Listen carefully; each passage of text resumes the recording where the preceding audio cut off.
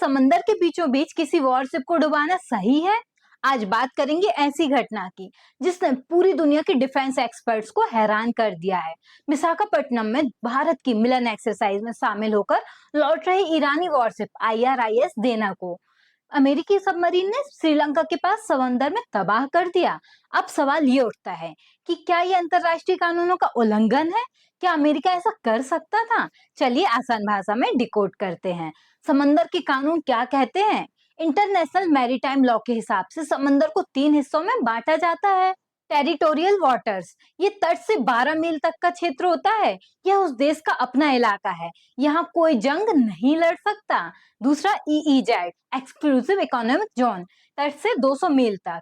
यहाँ उस देश का हक सिर्फ मछली पकड़ने या तेल निकालने पर होता है, लेकिन कोई भी जहाज यहाँ पर ला सकता है। और तीसरा होता है हाई सीज, इसके आगे का समंदर खुला होता है। हकीकत क्या है? यह हमला श्रीलंका के 40 मील दूर हुआ, यानी यह श्रीलंका का EEZ था। इंटरनेशनल कानून के मुताबिक EEZ में किसी भी देश का वॉरशिप आ जा सकता है और युद्ध की स्थिति में वहां हमला करना तकनीकी रूप से नियमों का उल्लंघन नहीं माना जाता।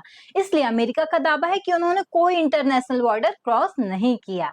क्या भारत इसमें कोई जिम्मेदारी बनती है? चूंकि IRIS दीना भारत के न्योते पर आई थी, तो क्या भारत को उसे बचाना चाहिए था?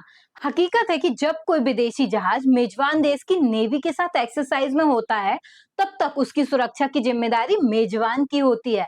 लेकिन जैसे ही वह जहाज एक्सरसाइज खत्म कर अपनी यात्रा पर निकलता है, उसकी सुरक्षा की जिम्मेदारी उसके अपने देश की हो जाती है। भारत ने अपनी नैतिकता को निभाते हुए तुरंत सर्च एंड रेस्क्यू ऑपरेशन शुरू किया, लेकिन डिप्लोमेटिक तौर पर भारत यहाँ किसी एक पक्ष लेने में फंसा हुआ है। क्या यह कदम जायज है? कानूनी तौर पर अमेरिका शायद बच जाए, क्योंकि यह ओपन वाटर्स में हमला हुआ था, लेकिन नैतिक तौर पर यह एक बहुत बड़ा सवाल है।